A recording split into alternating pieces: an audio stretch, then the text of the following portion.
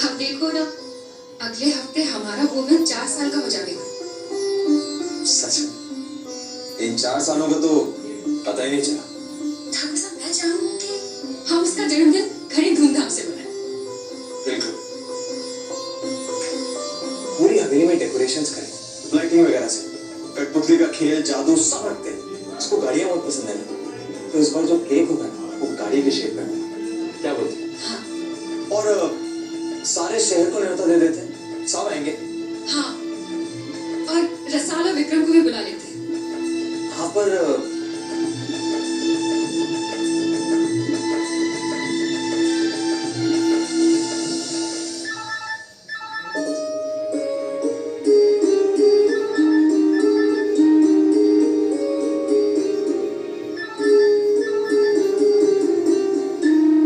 Hello hello रसाल, मैं जीजी बोल रही हूँ।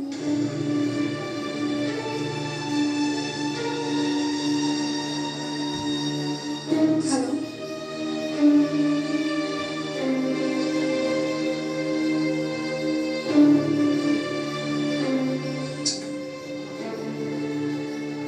हेलो। ठाकुर साहब। हाँ रसान, कैसी हो? और विक्रम कैसा है? काफी टाइम से उससे बात नहीं हुई।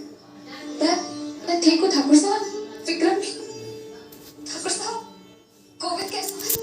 अरे गोविंद तो बिल्कुल ठीक है, बहुत शरारती हो गई, पूरी घर को सर पे उठाए घूमता है और हमें तो वो उंगलियों पे नचाता है। खैर, सबको लाड़ता है। मासा तो यहाँ तक कहती है कि मुझसे ज्यादा समझदार है वो। मतलब जब मैं 4 साल का था तो इतना समझदार नहीं था। 4 साल? कितना बड़ा हो गया ना गोविंद। ठाकुर साहब, आपने जो उसकी तस्वीर भेजी थी कि क्या वो अब भी ऐसा ही आगे रहेगा या कुछ बदलाव आ गया और शैतान में? हाँ हाँ, दिखता तो वैसे ही है, बस थोड़ा लंबा हो गया। वो तुम्हें सामने देखेगा तो उसे भी बहुत अच्छा लगेगा। ठीक है ठाकुर साहब, इस बार मैं आऊंगी। रखता हूँ, बाय।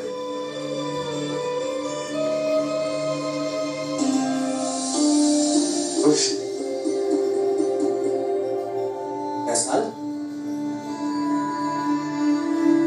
किसका फोन आया था? ठाकुर साहब को। विक्रम अगले हफ्ते गोविंद की 4थी सालगिरह है और ठाकुर साहब ने इसी वास्ते न्योता तो दे। तूने क्या जवाब दिया? ना रसाल, हम वहां नहीं जा सकते।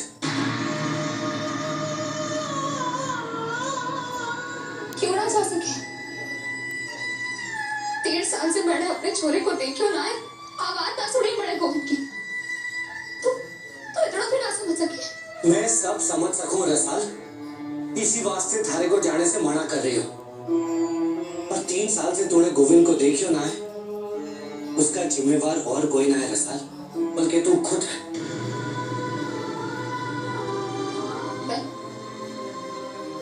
मैं तो थारी बात सुनकर अपने आप को रोकती रही और तुम्हारे पर इल्जाम लगा रही हूँ। और नहीं, अपने छोरे को देखने के बाद तू अपने भावनाओं पर काबू नहीं रख पाएगी और थारी ममता फिर से उमड़ जाएगी और तू फिर से उसी दुख की खाई में गिर जाएगी जहां से बड़ी मुश्किल से मैंने थारे को बाहर निकालियो। आज अब जैसे भी है रसाल, सुखी है, खुश है। शायद तुम सुखी हो विक्रम, तू खुश हो, पर मैं ना, क्योंकि मैं थारे साथ अपने गोविंद के बिना ही पल भी खुश ना रह पाई। तो काहे तूने अपने बेटे को रुक्मी के हवाले कर दिया रसाल? मैं तो थारी खुशी के वास्ते उसे भी स्वीकार करने को तैयार था, पर ना, थारे को तो रणवीर की नजरों में महान बनना था, उसे और उसके परिवार को खुशियां देनी थी। अरे जिस परिवार ने थारी खुशियों की परवाह न की, थारे को उस परिवार की खुशी की चिंता थी। और जिसने हमेशा थारी खुशियों के बारे में सोचा और किसी और चीज के बारे में ना सोचा, तूने उसको सजा दी। काहे रसाल? अरे क्या गलती थी मार कि मैंने थारे से प्रेम किया, सच्चो प्रेम किया, यही गलती थी ना हमारी। मैंने थारे से ब्याह किया क्योंकि मैं थारे से प्रेम करता था ना साहब। मैंने लागियो कि तू दोबारा हमारे को पहले की तरह स्वीकार कर लेगी, पर वो हमारी गलती थी। मैं थारे से ब्याह करके थारे को खुशियां देना चाहता था,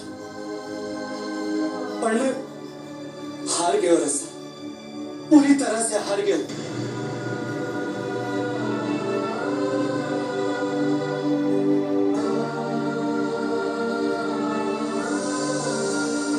बेटा तू जब मठ से वापस आया तो तेरी हालत देखकर मारे को घनी चिंता हो रही थी कि अब क्या होगा, इतना बड़ा बिजनेस तू कैसे संभाल पाएगा।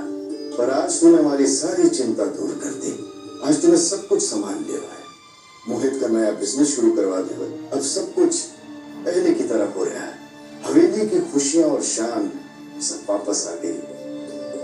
तो ऐसा ही सब कुछ गोविंद के आने से हुआ है। उसने जैसे लिया ना, तो ऐसा लगा जैसे मेरे पास वो कितना निश्चिंत है। उसे इस बात का पूरा भरोसा है मुझ पर कि मेरे पापा साहब मुझे गिरने नहीं देंगे, और उसी विश्वास ने मेरे अंदर के डर को, उन इनसिक्योरिटीज को खत्म कर दिया था। इस बिजनेस को हैंडल करने के लिए, क्योंकि मैं अपनी अमनेशिया की वजह से सोचता था, सब हवा हो गया।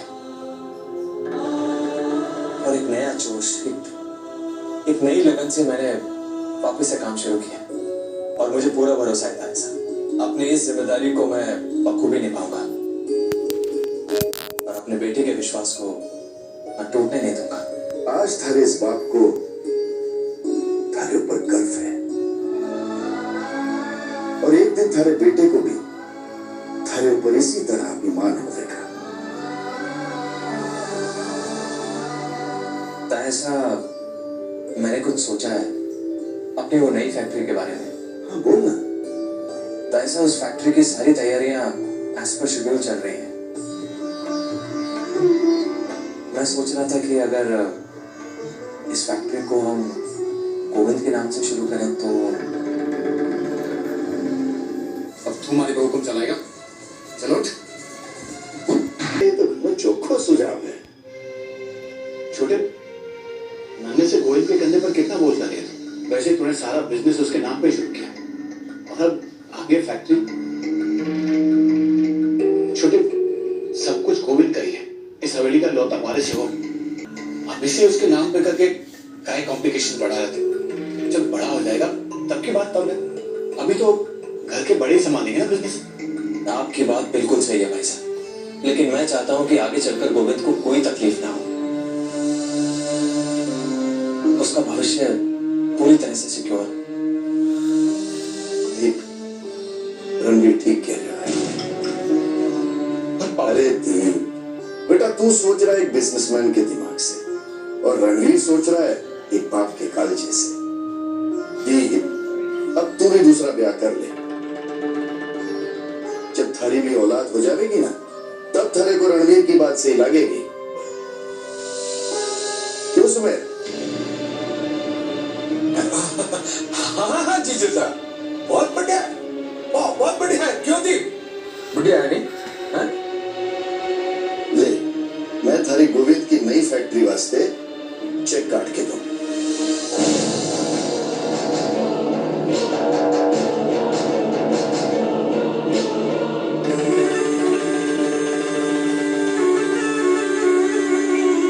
मैं चाहता हूं कि आगे चलकर गोविंद को कोई तकलीफ ना हो। उसका भविष्य पूरी तरह से सिक्योर है।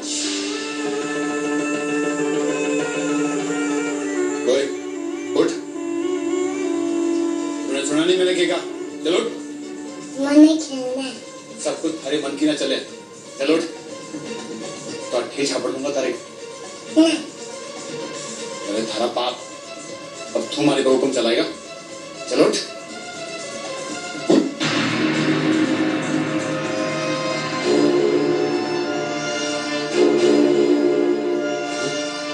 हो गया है कि ये कुर्सी छोटे बच्चे वास्ते घनी बुरी है। आगे पीछे करते गिर जाता तो इसलिए मैंने उठा लिया सर। इवनिंग।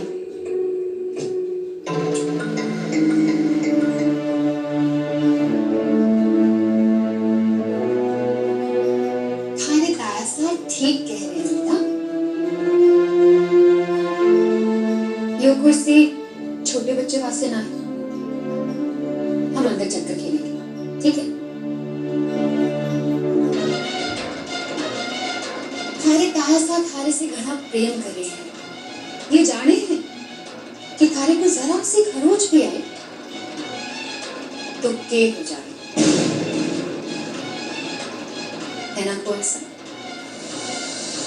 मैंने वो रिकॉर्डिंग अब तक संभाल कर रखी है।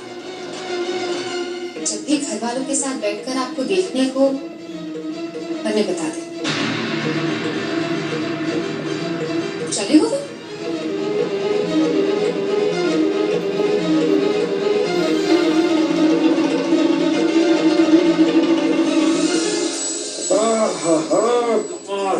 कमाल है। यो रणवीर जो है सारी हवेली की दौलत लूट जो है अपने छोरे के नाम पे लिख लिख के सारी दौलत हथियारियों है। और जिज्ञोसा को भी कमाल है जिज्ञोसा को आंखें बंद करके दोनों हाथों से लुटाता ही जा रहा है। समझ नहीं आ रही। ना जाने ये जादू करते हो इस रणवीर को ठाकुर साहब, मेरे को तो समझ में ही ना आ रहा है। और एक ये जो अभी तक अपने बाप की नजर में अपनी साख ना बना सका, और पिछले 4 सालों में इसने कोशिश भी ना की।